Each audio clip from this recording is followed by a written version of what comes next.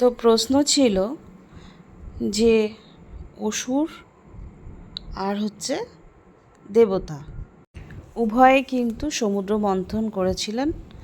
এবার অসুররা বেশি কাজ করেছিল, কারণ বাসুকী নাগের মুখের অংশটা ওরা ধরেছিল, আর দেবতারা যেহেতু শক্তিহীন হয়ে পড়েছিল, এই জন্য দেবতারা কী করেছিলেন, পুচ্ছটা ধরেছিলেন। তো সমুদ্র মন্থনের সময় তাহলে কার কায়িক পরিশ্রমটা বেশি হয়েছে? অসুরের পরিশ্রমটা বেশি হয়েছে। তো তাহলে অমৃত কার ভাগ বেশি পাওয়ার কথা? অসুরদের ভাগ বেশি পাওয়ার কথা। তাহলে ভগবান বিষ্ণু এখানে মোহিনী রূপ ধারণ করে কেন অসুরদের বঞ্চিত করলেন? মোহিনী রূপই বা কেন ধারণ করলেন, আর কেনই বা উনি স্বয়ং সশরীরে এসে, উনি তো ভগবান, সশরীরে এসেই তো উনি ব্যবস্থাটা করতে পারতেন, এই ওষুধ তোমরা পাবে না, এটাও বলতে পারতেন, কেন বলেননি? তো এটা একটা প্রশ্ন, পরবর্তী ভিডিওতে ওটা আসবো। আপাতত কেন উনি মোহিনী রূপ ধারণ করে অসুরদেরকে বঞ্চিত করলেন সে বিষয়ে আসি। তাহলে দেবতা মানে হচ্ছে কি, যারা সৃষ্টিশীল কাজের সঙ্গে সংযুক্ত, যারা মানুষের উপকার করে। দেবতা তো আর এমনি এমনি হয় না, মানুষের অনেক উপকার করতে হয়, অনেক ত্যাগ করতে হয়, অনেক কিছু, মানুষকে হোক, অন্য কাউকে হোক, পশু পাখি, যাই হোক, যারা নিপীড়িত আছে তাদেরকে উপকার করার জন্যই তারা কিন্তু সিংহাসনে স্থান পায়। সিংহাসনে কেউ এমনি এমনি স্থান পায় না।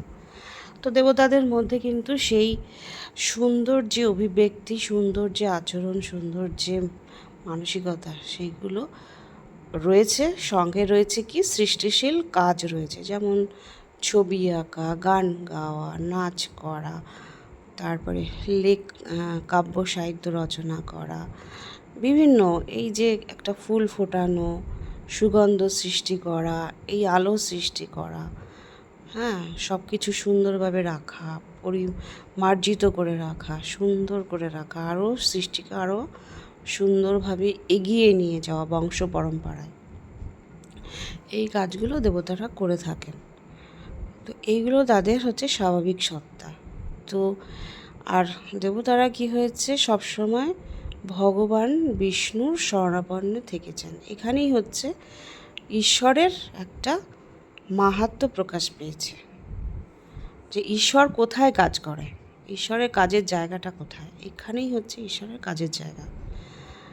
যে ভগবান, দেবতারা কি করছেন, ভগবান বিষ্ণুর আরাধনা করছেন, তার কথা মেনে অমৃতের সন্ধানে তারা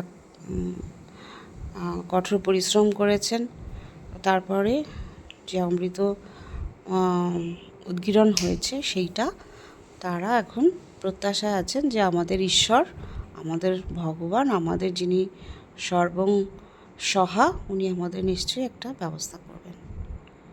তো ভগবানের প্রতি তাদের আস্থা রয়েছে। তো এখানেই ঈশ্বরের সাথে মানুষের একটা কানেকশান, যে আজকে আমি যদি ভালো কাজ করে থাকি, আজকে আমি যদি ভালো কাজের সাথে সম্পর্কযুক্ত থাকি, তবেই কিন্তু ভগবান আমাকে যে কোনো মুহূর্ত থেকে হোক, কিংবা যে কোনো জায়গা থেকে হোক, আমাকে রক্ষা করবেন, কিংবা আমাকে সুদূর প্রসারী একটি ফল প্রদান করবেন, যা কিনা আমার এবং আমার পরবর্তী যে প্রজন্ম আছে, তারা যেন সেই কাজটি, সেই আমার কাজের এবং তাদের কাজের বংশ পরম্পরা এটা বহন করতে পারে। তো এটা গেল।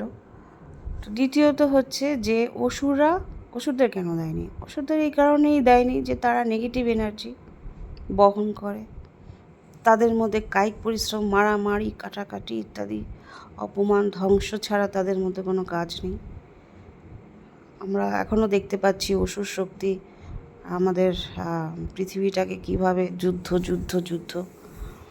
তো এইখানে যদি অসুররা তো এমনিই নেগেটিভ, আর এমনি এটা যেমন জল জমলে যেমন কেঁচো জন্মায়, তেমনি মহাবিশ্বের এই নেগেটিভিটিটাও সেই রকমই, খুব স্বাভাবিক একটা বিষয়,